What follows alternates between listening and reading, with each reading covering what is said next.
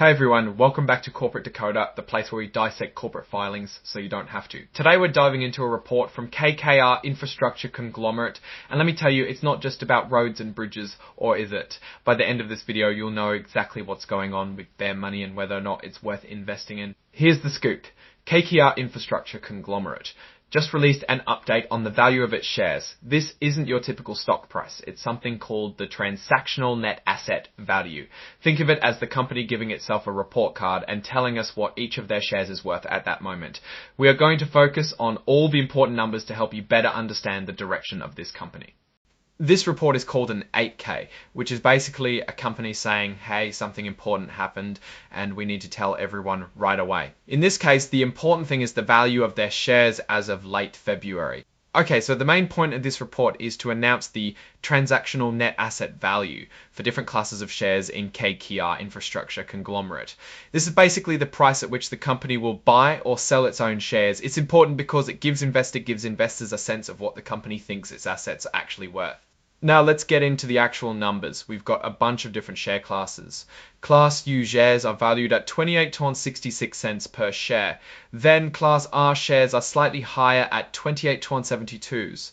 Class RD shares come in at 28.70 cents, and the Class D shares also sit at 28.70 cents. Moving on, Class I shares are at 28 above the others we mentioned. Class S shares are valued at 28.21 cents.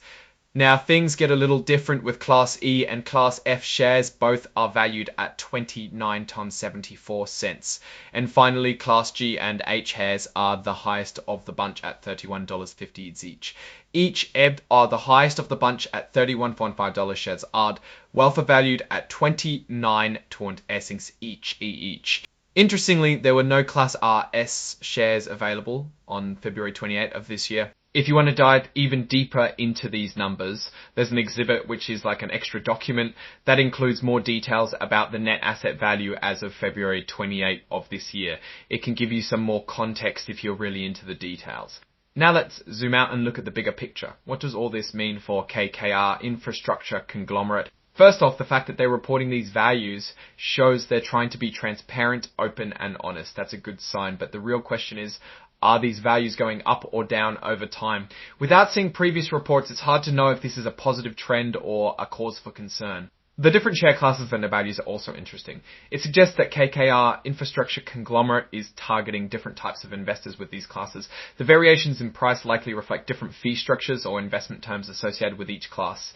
One potential risk is that the company's assessment of its own value might not match what the market thinks. If the transactional net asset value is significantly higher than what investors are willing to pay on the open market, it could create problems down the road. Overall, this report gives us a snapshot of KKR Infrastructure Conglomerate's view of its own worth, but it's just one piece of the puzzle. To really understand the company's direction, you'd want to look at these numbers over time, compare them to competitors, and dig into their overall financial performance. So is KKR Infrastructure Conglomerate a good investment? It's tough to say based on this report alone. The different values of share classes mean they are likely targeting different kinds of investors. Thanks for watching. If you found this video helpful, be sure to like, comment, and subscribe for more deep dives into the world of corporate filings. Until next time.